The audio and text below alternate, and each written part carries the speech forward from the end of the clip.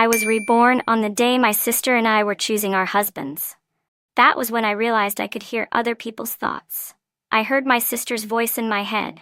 This time, I have to grab the best husband before she does. Then she anxiously pulled away the gentle husband I had married in my past life, leaving me with the abusive man who had beaten her. I laughed. Did she really think the man I had married before was a good person? Once again, I found myself on the day of the husband selection. Sitting across from us at the dinner table were two men of similar age. One was Logan Carter, the eldest son of the Carter family, cold and distant by nature. The other was Ethan Carter, the youngest son, though technically illegitimate. He was mild-mannered and gentle. This time, I have to grab the best husband first. My sister's voice echoed in my ears. I glanced at her, but she hadn't spoken. She was simply staring straight at Ethan. "Just wait, I'm gonna take you away this time." Her voice came again. That was when I realized not only had I been reborn, but I could hear people's thoughts. And judging from what my sister had just said, she had been reborn too. Otherwise, there was no way she would be thinking like this. Sure enough, the next second, she walked over and sat beside Ethan, looking at him shyly. "Hi, my name is Sophia Evans. I like you," she said coyly. At that moment, my father suddenly spoke. "Susan, since your sister has already chosen Ethan Carter, then you will marry Logan Carter." As soon as he said that, my sister's eyes filled with satisfaction. In her mind, she sneered, "This time, you can take the beatings for me." In my past life, Sophia had married Logan. Logan was a successful businessman, always busy with work, and was known for being emotionally distant. My sister had tried countless times to get close to him, but each time she was beaten and thrown out of his room. Eventually, because she never bore a child, Mrs. Carter declared her infertile and kicked her out of the family. Meanwhile, I had married Ethan. Even though he held little power in the Carter family, he still provided me with food and comfort. He took me shopping, out for meals, and pampered me endlessly. Everyone in the Carter household knew how much he doted on me. Later, when Logan suddenly died of poisoning, Ethan inherited the Carter family's business, and my status in the household soared overnight. My sister, consumed with jealousy, deliberately drove her car into me while I was out shopping, killing us both. "All right, Dad," I replied with a smile. "I actually like Logan too." Then I calmly walked over and sat beside Logan Carter. I had to admit, this man had an incredibly strong presence. The moment I sat down, I felt a chilling aura wrap around me, making me hesitant to speak. No wonder my sister had suffered so terribly in the past life. I tried to listen to his thoughts, but I heard nothing. However, when Ethan turned to look at Sophia with a smile, I suddenly heard his voice in my head. "What a beautiful little doll." A shiver ran down my spine. On instinct, I grabbed Logan's hand. Despite his cold personality, his hands were surprisingly warm. Feeling my touch, he turned to glance at me. I quickly let go, and only then did he remain silent. Even though Logan seemed intimidating, I still felt that staying with him was far better than being with Ethan, that venomous snake. This time, I was determined to change my tragic fate. I would make my own money, become independent, and rely on no one. Our wedding was held together. In my past life, we had also married on the same day. Back then, Logan hadn't even shown up to the ceremony, while Ethan had arrived early in the morning, making everyone say he was the more considerate husband. And just as expected, history repeated itself. Ethan, dressed in a white suit, hurried over and carried Sophia away. As they passed by me, she cast me a smug look. "Susan, where's Logan? Didn't he come to pick you up?" She sneered. I simply smiled. "No need for you to worry, Sophia. Just take care of yourself." Her face darkened at my words, clearly choked up. "Go ahead and laugh now. Let's see if you'll still be laughing when you're the one getting beaten." After saying that in his mind, Ethan Carter took Sophia downstairs with him. But it was still too early to say who would have the last laugh. Just like in my past life, Logan Carter did not attend the wedding, leaving both my sister and me to endure endless gossip and judgmental stares. Sophia was even more delighted, unable to contain her excitement as she clung to Ethan and blurted out, "I love you, Ethan." Then he kissed her. After the kiss, she turned to stare at me, her lips still wet with saliva. I knew she was waiting to see me humiliated. But I wasn't stupid. Unlike my past self, who had stormed out in anger, handing everyone and the Carter family the perfect scandal to gossip about. I wouldn't make the same mistake. I remembered how, in my last life, everyone had criticized Sophia for being immature and unfit to be the Carter family's eldest daughter-in-law. As a result, after the wedding, Mrs. Carter never showed her any kindness, making her life in the Carter household miserable. With a poised smile, I picked up the microphone and addressed the guests below the stage. Logan had an important business deal to negotiate today, so I'll be making the rounds in his place for the wedding toast. I hope you all won't mind. The moment I said that, the murmuring among the guests ceased. Even Mrs. Carter, seated at the main table, gave me a look of newfound appreciation. The Carter family was a prestigious household, highly concerned with maintaining its reputation. In moments like these, a daughter-in-law needed to show grace and composure. Sophia also noticed Mrs. Carter's reaction, and her eyes flashed with irritation. Disgusting, she sneered in her thoughts. Just wait. When it's time for the tea ceremony, I'll make sure you embarrass yourself. Honestly, I found this ability to hear others' thoughts incredibly useful. It was like having a cheat code for life. Everything became so much easier. When the tea ceremony began, I calmly lifted my gown and walked toward Mrs. Carter. Sophia kept her eyes locked on me, mentally counting down, 1, 2, 3. At the very last second, I sidestepped just in time to avoid whatever she had planned. Instead, she lost her balance and fell hard to the floor, spilling tea all over herself. "Oh no, are you all right?" Ethan hurriedly reached out to help her up, but in his mind, I heard him scoff. "What an idiot." The entire room turned to look in our direction. Mrs. Carter's face darkened with displeasure. "So reckless. Do you even look like a proper daughter-in-law?" "I'm sorry, Mother. It wasn't on purpose," Sophia stammered, trying to cover up her embarrassment, but the unwillingness in her eyes was obvious. If I were her, I would have just accepted the loss and focused on living quietly. But she wasn't willing to let me have peace, so I certainly wouldn't go easy on her. With Sophia making a fool of herself, the wedding ended in an awkward rush. From start to finish, Mrs. Carter never once gave her a kind look.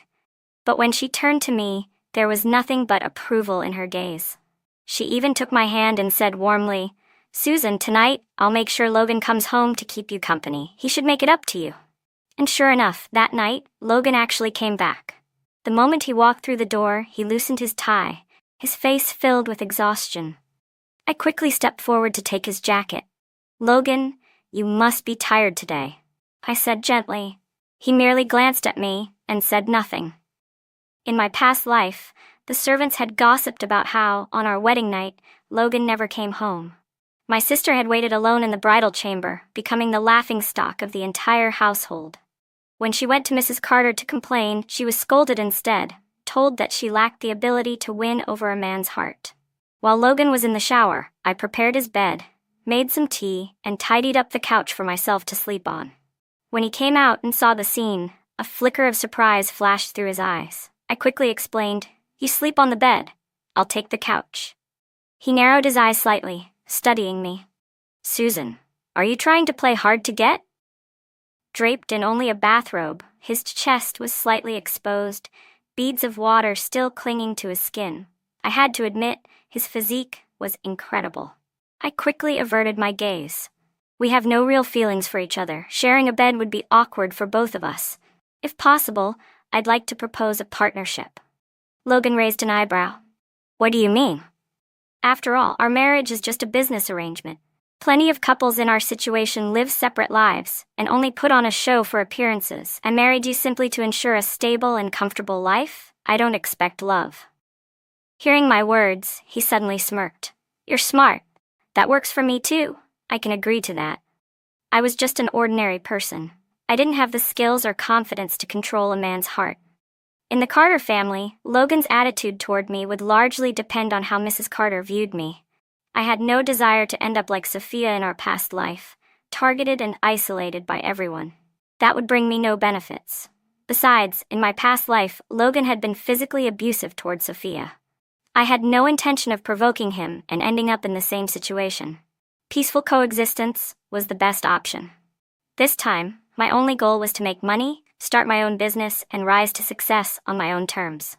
To maintain appearances, I had Logan post a picture of us holding hands on social media, captioned Happy Newlyweds. This way, everyone would believe our marriage was fine. As I scrolled through his profile, I noticed how empty it was.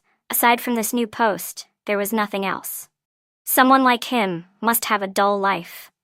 That night, Logan really did take the bed while I slept on the couch. He had no concept of chivalry whatsoever, but I should be grateful. At least he didn't force me into anything. The next morning, I was woken up by the sound of Logan working out. He was doing push-ups while listening to music. I had heard that emotionally cold men were usually frail, but his 8-pack abs and toned calf muscles were proof of his incredible strength, far superior to Ethan's physique. "Stop staring.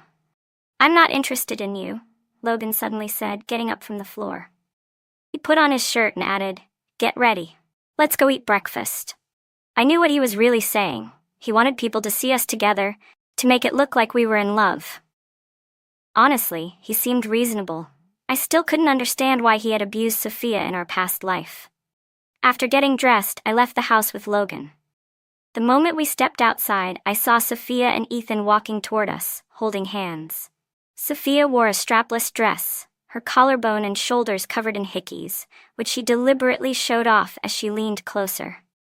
Her face radiated pride as she scanned me from head to toe. "She's completely covered up. She must have been beaten last night and is trying to hide the bruises." Her inner voice echoed in my mind, followed by a smug smile. "Susan, how was your wedding night?" she asked, her voice laced with mockery. Today I was wearing an elegant long-sleeved kyongsam. Sophia must have forgotten that Mrs. Carter despised revealing outfits and excessive makeup. But I wasn't about to remind her. I simply smiled. "Sophia, based on seniority in the Carter family, you should be addressing me as sister-in-law, not sister." Her face darkened. She clenched her teeth, unwilling to accept it. "Even Logan never calls you that. What right do you have to demand it from me?" Then, she turned to Logan. "Logan, say something." I could feel the air around Logan growing colder. In his mind, Ethan cursed, "Damn idiot. Just wait until tonight, I'll teach you a lesson." He tugged on Sophia's hand, silently signaling her to stop talking, but she was completely oblivious to the danger she had just put herself in. "Tell me, Ethan," Logan said calmly, "what is the first rule of the Carter family?" Ethan instantly lowered his head. "I'm sorry, Logan. I'll handle it right away." The next second, smack, Ethan slapped Sophia hard across the face. "Show proper respect. Greet your brother and sister-in-law properly," he ordered. Sophia's face turned red from the slap. She was absolutely livid, but she knew Logan wasn't someone she could defy.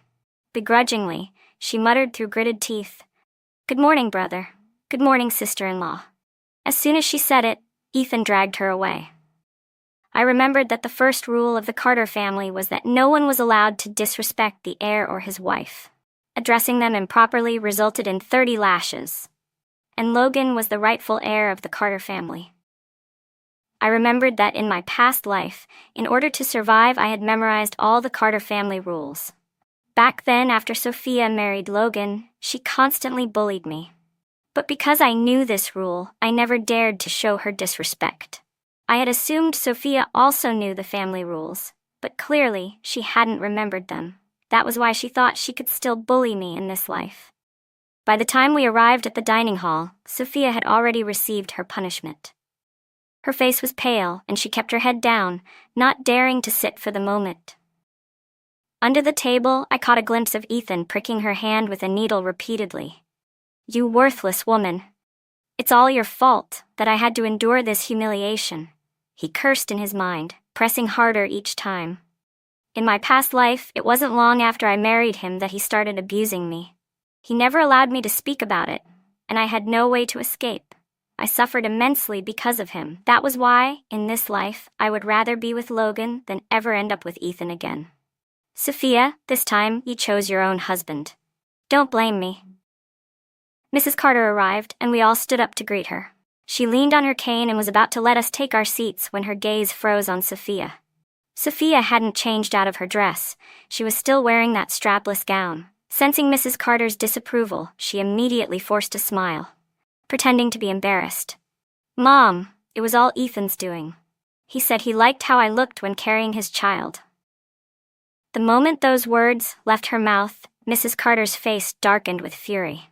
She raised her cane and struck Sophia on the back. Shameless. What you do as a couple is your own business, but you are not to speak of such things in public. And don't ever dress so indecently again. You're humiliating the family.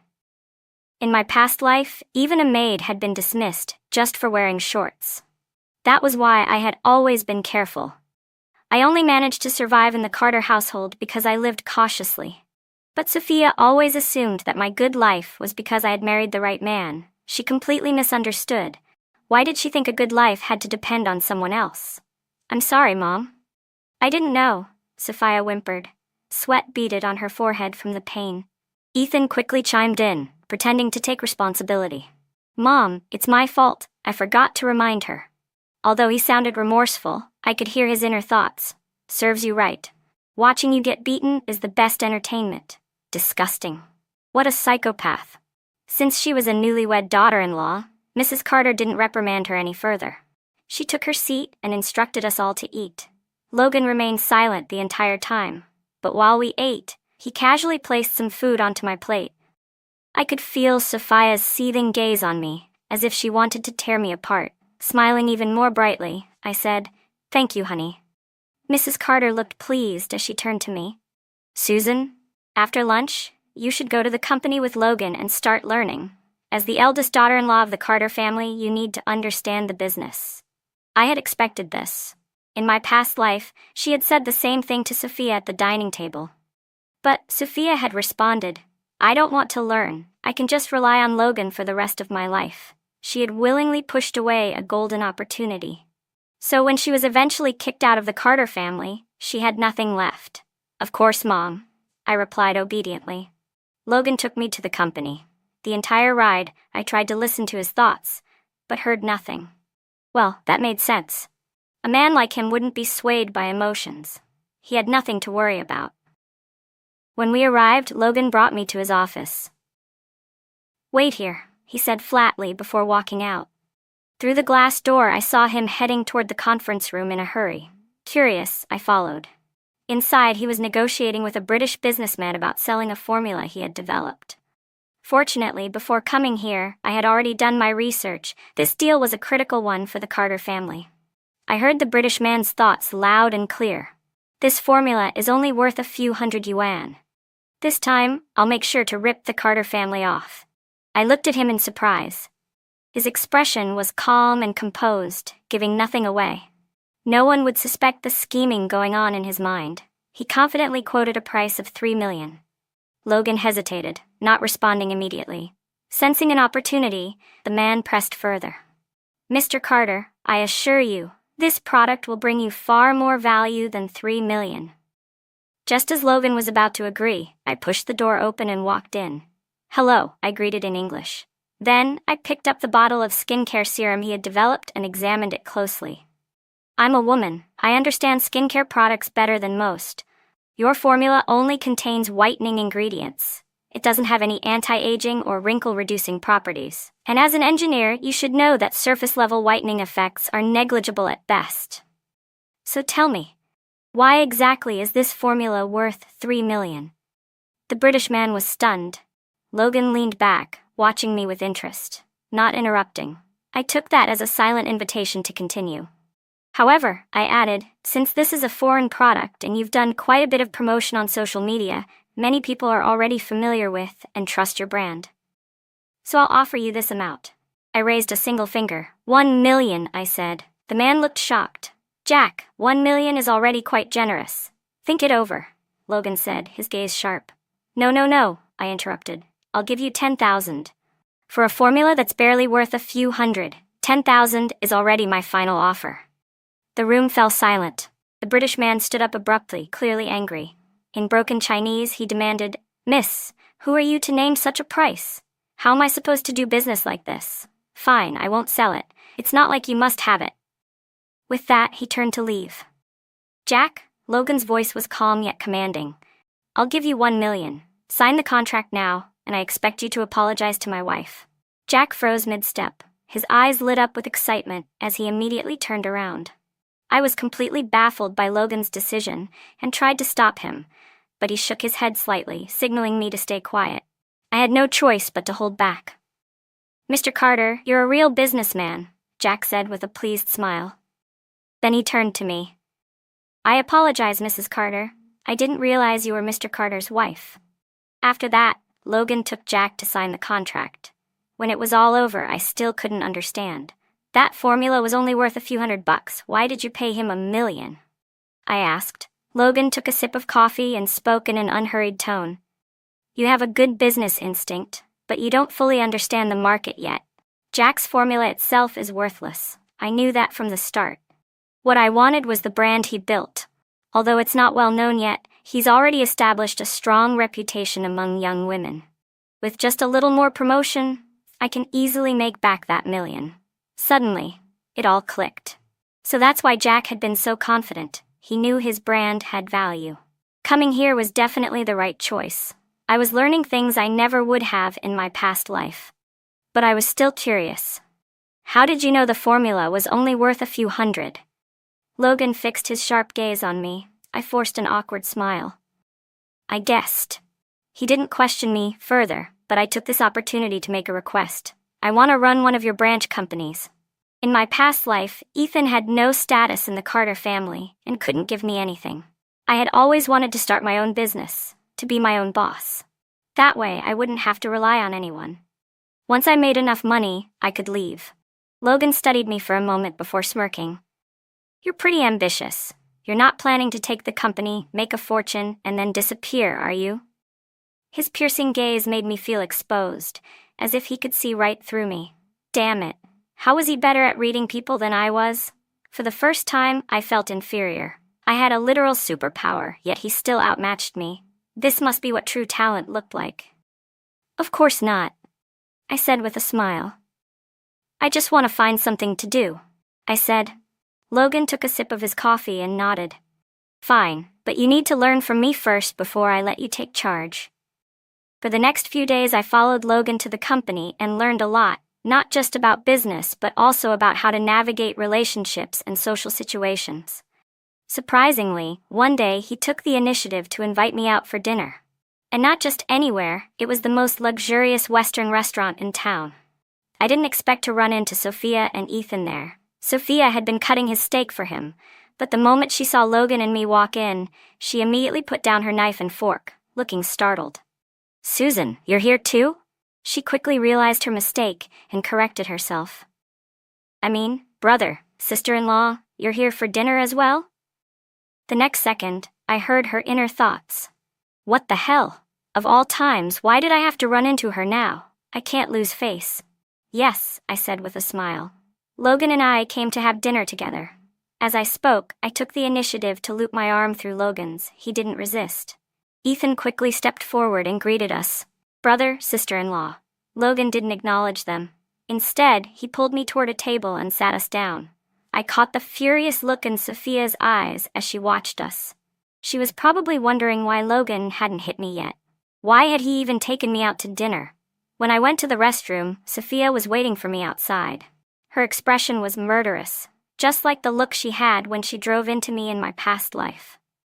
"You must be getting beaten up behind closed doors," she sneered. "Stop pretending. Just looking at you makes me sick." Hearing her words, I chuckled softly. Then, my eyes landed on the needle marks on her arm. "Oh my, Sophia," I said with mock concern. "What happened to your arm? So many needle marks." Her eyes flashed with panic as she quickly covered her arm, glaring at me. "None of your business. It's just something fun between Ethan and me." Then she smirked, leaning in. "Not that you'd understand. Logan probably hasn't even touched you, has he? Unlike Ethan, he wants me all night long. I'm exhausted." She was clearly miserable but still trying to act superior. I was curious how long she could keep up this facade. "That's wonderful," I said with a bright smile. "I wish you both a lifetime of happiness." I turned to leave, but she suddenly grabbed a fistful of my hair and yanked hard. Are you mocking me?" she snarled. I frowned. She was just as insane as she had been in my past life. I struggled to break free, but before I could, Logan appeared out of nowhere. Without hesitation, he kicked her away. "Disrespecting your sister-in-law," he said coldly, towering over her. "Do you know what the punishment for that is?" I remembered the punishment was being locked in the underground cell. I had been sent there once before because of Sophia. That place was filled with countless rats, cockroaches, and snakes. She knew exactly what fate awaited her. Her face turned deathly pale. "Brother, I didn't mean to. Please don't do this." But Logan was never one to be soft-hearted. Once he made a decision, he never changed his mind. He ordered Ethan to take her away. I heard Ethan curse in his thoughts. "Hope she dies in there. Less trouble for me." Logan took me back to our bedroom and checked my head. "Are you okay?" "I'm fine," I said, brushing his hand away. "She just pulled my hair a little." I straightened my clothes and fixed my hair before glancing at him. "But why did you suddenly come to the restroom?" His dark eyes met mine. "You were gone for a while. I was about to ask why you got into an argument with her again." I hesitated. I couldn't exactly tell him that Sophia had been reborn and was deliberately targeting me. So I simply said, "She told me that she and Ethan are intimate every night and that they're very happy, unlike you, who won't even touch me. That's why we argued." Hearing my words, Logan's eyes darkened slightly. "So, are you hinting at something?" I immediately realized he had misunderstood me. Waving my hands in a panic, I quickly clarified. No, that's not what I meant. I was just explaining why we argued." Logan stared at me intensely. "Susan, have you ever thought about doing that with me?" "Of course not," I blurted out without hesitation. "I told you I only want to rely on you for a stable life. That's all." "That's all?" he pressed. I nodded firmly. He said nothing else. Instead, he suddenly slammed the door behind him and left. I had no idea which part of my words had upset him, nor did I care. I only wanted to focus on my own plans. The next day, Logan didn't take me to the company. Instead, he sent me to the branch office to manage it on my own. I threw myself into running the company, determined to make $10 million before stepping away. Every day, I chased down projects, negotiated deals, and brought in significant profits. Mrs. Carter even allowed me to take my share of earnings directly. Just as I was reveling in my financial success, Sophia was finally released from the underground cell.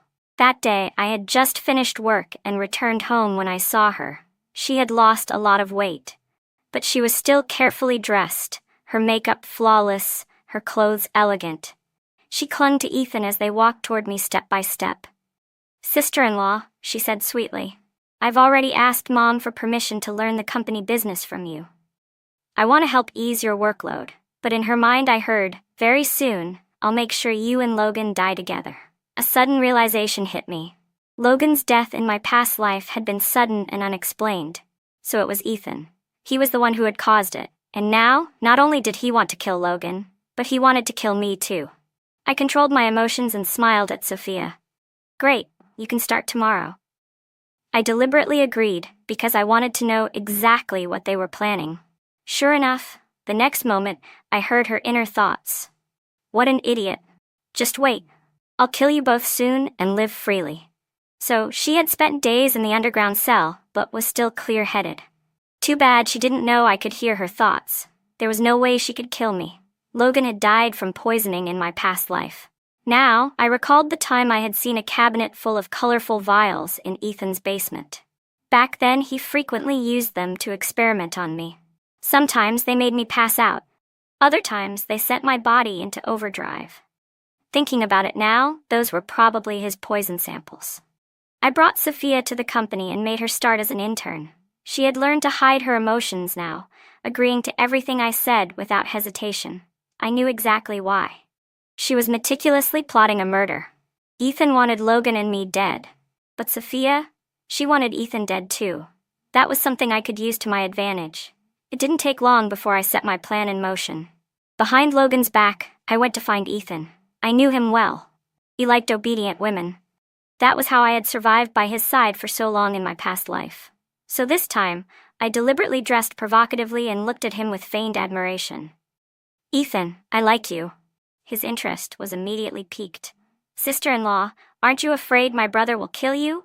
I bit my lip, pretending to be shy. "I've always wanted to be with you." Then I lowered my voice and added, "And I have something important to tell you."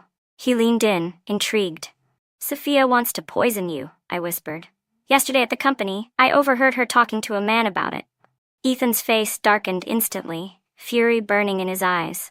Are you serious? Of course, I nodded. She said you always hit her, so she's going to kill you. She wants to rise to power on her own. Because of my past life memories, I knew exactly how to manipulate him. Hearing my words, Ethan believed me completely. His deepest, darkest secrets, his violent nature, his cruelty were known only to Sophia and himself.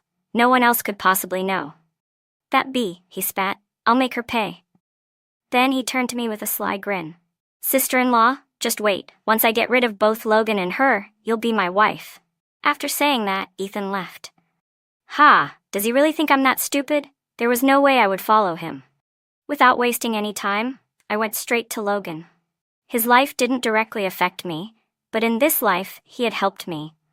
He had given me opportunities to earn money and had even taken the time to share business strategies with me.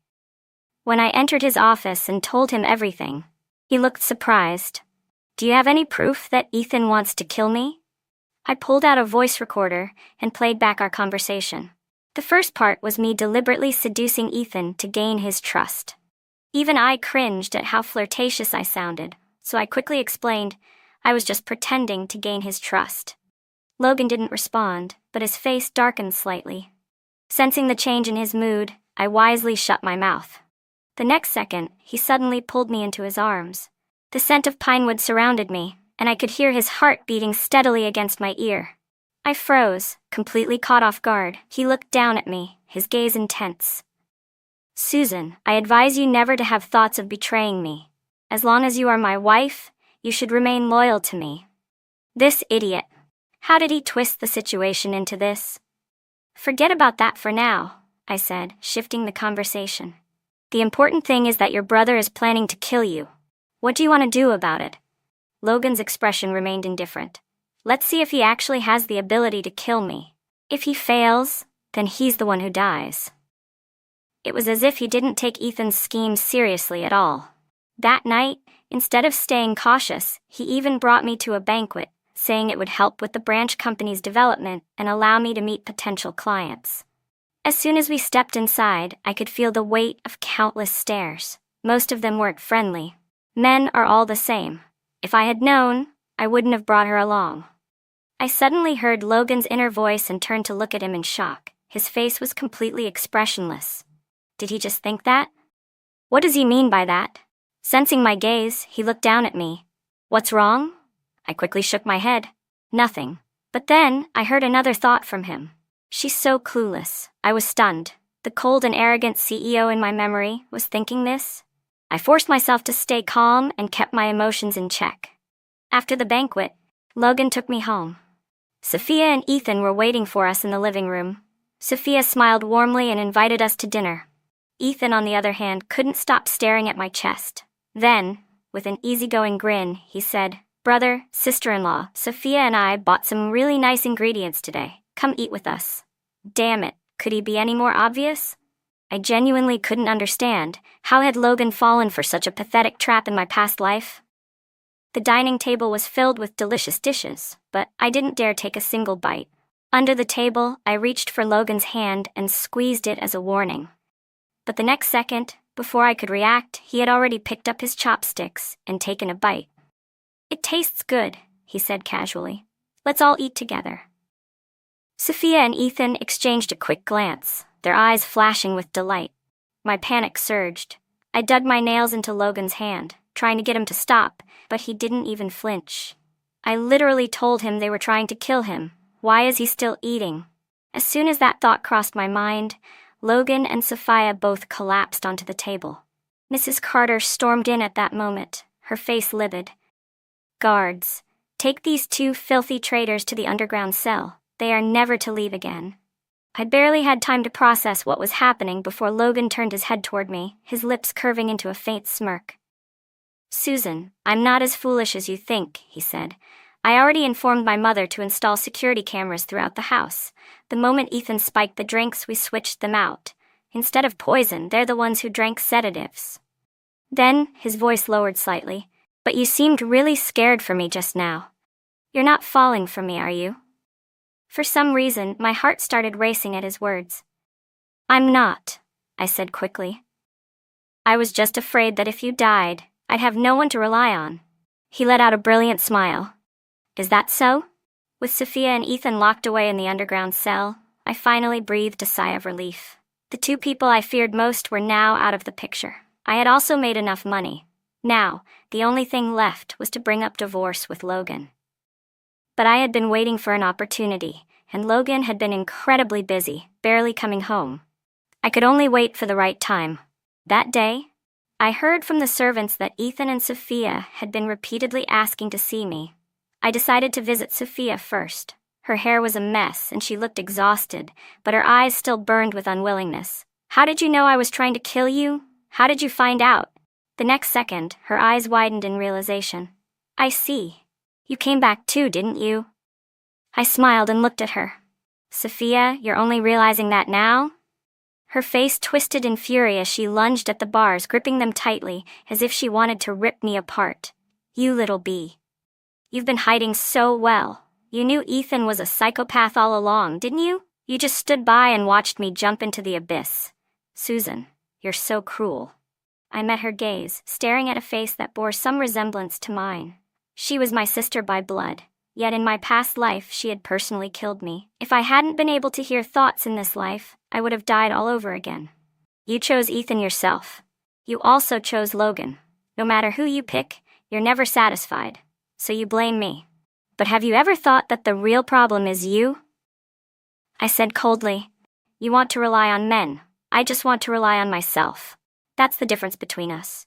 But why do things always go smoothly for you, no matter who you're with? She screamed in frustration.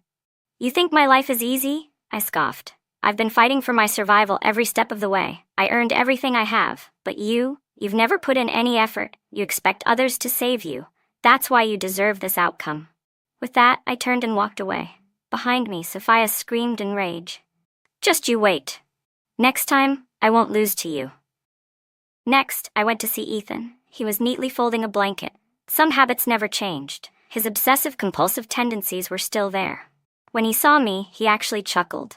Susan, you're clever, he said. You're a great actress. You know, I actually believed you wanted to be with me. I was fully prepared to kill Sophia and Logan for you. But you gave me quite the surprise. You deserved it, I snapped, glaring at him. His face overlapped with the twisted image of him from my past life, the man who had tortured me. My anger burned even hotter. He took slow, deliberate steps toward me, his gaze sweeping over me from head to toe. If I wasn't locked up here, he murmured, I'd pin you down and inject you with something that would make you feel pure bliss. I couldn't listen anymore. Ethan, you're gonna rot in hell, I spat before turning and running out. Even after I left the underground cell, my breath was still unsteady. I couldn't shake the image of his deranged expression. But at least in this life, I had finally escaped him. That night, Logan came home drunk. The moment he stepped into the bedroom, he stumbled forward, crashing into me. We both fell to the floor. You're drunk, I muttered, trying to push him off. I'll go make you some sobering tea. But he didn't move. Instead, he started unbuttoning his shirt, his piercing eyes locking onto mine with intense possessiveness. I froze. In that instant, I realized he wasn't drunk at all. Logan, think carefully about what you're doing, I said, my voice firm. We're just partners. You are not allowed to touch me. He suddenly covered my mouth and whispered in my ear. No matter what, you are my wife, and I will touch you. I shoved him away. No, I want a divorce. You can't touch me. The room fell into complete silence. Logan's face darkened. He slowly released me, his expression unwritable. I knew it, he muttered. I knew you were planning to leave me. There was something about the way he said it. He sounded defeated. Susan, you're a heartless woman, he said. Have you already forgotten me? I frowned. What do you mean? His deep black eyes locked onto mine. Do you remember? Chase? His words pulled me back into childhood memories. I was still in elementary school back then. There was a boy with long hair who always wore a mask. The other kids constantly mocked him, calling him weak and girly. But I stood up for him, shielding him from their taunts and leading him to the back of the school. You can't be this timid, I told him. You have to learn to protect yourself. He slowly lifted his head and took off his mask. Thank you, he said softly. I just want to grow out my hair so I can donate it to my aunt. She has cancer. That was the first time I saw his face, and I was stunned. He was incredibly handsome. At that moment, I fell for him at first sight. From that day on, I stayed by his side, protecting him every day. He told me his name was Chase. Later, his aunt passed away and he moved away. I've been looking for you all these years, Logan continued, his voice low. Until the day I discovered I could hear your thoughts, I didn't realize. You were the person I had been searching for all along. Because I can only hear your thoughts. He let out a small, bitter chuckle. I never revealed myself because I was waiting for you to come to me first. I wanted to see if you still remembered me. His voice grew even softer. Then one day, I heard your thoughts. You said that once you saved up 10 million, you would leave me. His eyes turned red. That's why I've been avoiding you these past few days. I didn't want to face the fact that you were planning to leave me. I was utterly shocked. I had never expected something so coincidental to exist in this world. Logan could also hear people's thoughts. And in that moment, I realized he had been testing me all along. So that's why you knew I could hear your thoughts? He murmured.